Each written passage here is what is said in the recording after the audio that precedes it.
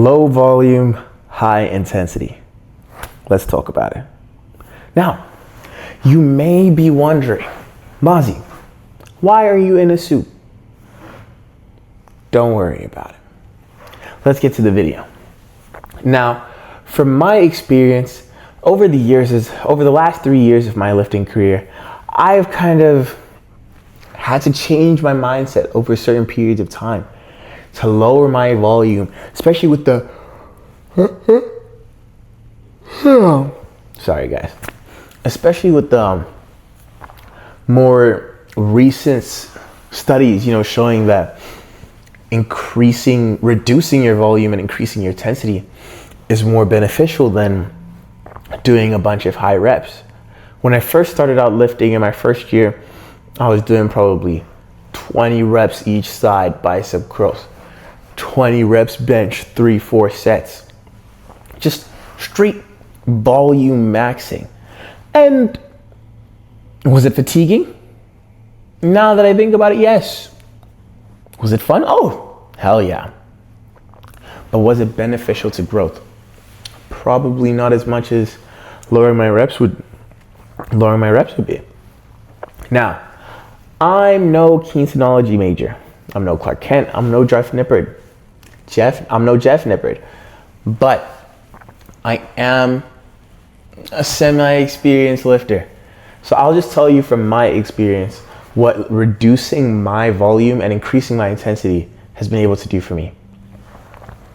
For a majority of my lifting career, I strictly went 12 reps, maybe 15 if I was feeling a little something special. But for the last maybe 2 years, 12 reps, 3 sets. That was the golden standard rule.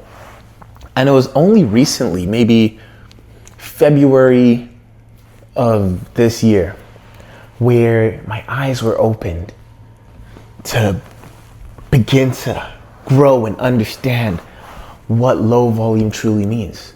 Now, by no means am I an expert on low vol high intensity just yet, but I do get it just a little bit. It took me about a month of actively thinking every session to increase my intensity and reduce my volume, to finally understand what a great 8-rep set felt like compared to being underwhelming because I'm used to 12, or from being like not sustainable because I'm not used to lifting the weight that hard. And once you open your mind to low vol high intensity once, it really changes the way you do everything, because all it took was one session that kind of switched my brain chemistry, where I gymmed with someone who right now they do 5 reps a set, maybe 2 sets, 1 RIR. I am the father of failure. When I only train till I can't train anymore, that's just what I do. That's what all the animes I've watched, you just have to go beyond. So training with him, doing 5 reps, I became a bit egotistical. I was like, okay, if it's only 5, let me up my weight a lot. And then you think, if I can up my weight a lot and do 5 consistently, I'm gonna get stronger, which means I'm gonna be able to do more reps. Everything, the rabbit with the clock, everything boils down to progressive overload at the end of the day. And once you lift the weight, like for example, I'll get into that a bit later actually, but once you see what your body is truly capable of, not because sometimes people struggle, they just either go for a working set or a top set. To go for that kind of in between where I wasn't necessarily going for a 1-rep max, and I wasn't necessarily just staying consistent or progressing slightly on my working, to go for 5 reps at a higher thing, I realized my working set was low all this time.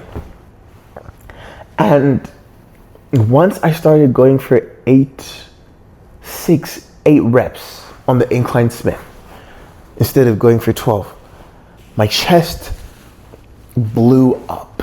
And if you don't believe me, you won't be able to see it in the suit nicely, but trust, once I get a pump later today, maybe I'll come back and show y'all.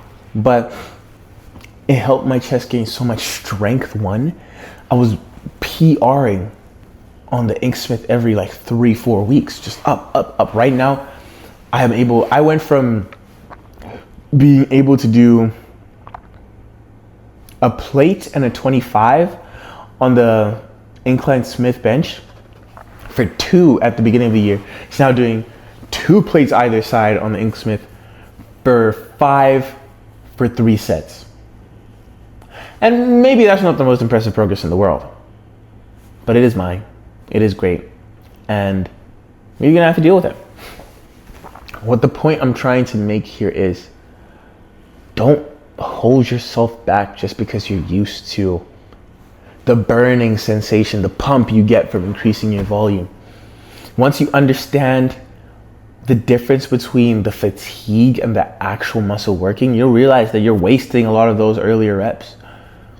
Again, I'm no aficionado at this, but I have made a lot of progress. I've dropped from my working sets being 12 to 15 reps, not even to 10 to 12, but to 8 to 10. Sometimes 8 to 11, if I'm feeling strong that day, but 8 to 10 is the average working set for me for most of my movements. Whether it's Inksmith, bicep curls, there I give myself the only things I don't do, and this is not for all exercises, keep that in mind. For most of my major lifts like lat pull downs, T-bar, incline Smith, pec deck, understanding and standardizing that movement will be able to help you get a lot more gains than just volume maxing, just holy cardio, So yeah, if you are thinking of switching to low vol, high intensity, I would encourage you guys to switch from anything. If you're doing more than 12 reps, I'd encourage you to just try switch from 10 to 12 to 6 to 8. Take the time to understand your body a bit more. Be in tune, understand that the feeling of fatigue and the feeling of your muscle working aren't the same thing. Once you get to 6 to 8, that's where I'm still currently at. I've only just literally the last week started experimenting with dropping to 4 to 5, and I'm still not ready. I still don't feel comfortable. I feel strong, yeah, but comfortable in making that my new standard? No, not at all. But I would encourage you guys to take the time to understand, listen to your body more. Take the time, so it helps with your recovery too, which means that you can lift more frequently and your muscles will grow faster. So overall, I give low vol high intensity the Andrew seal of approval. Does this mean much? It will. It will. Anyways, guys, that's been me for this. Hopefully you guys enjoyed the video, and I'll catch you guys in the next one.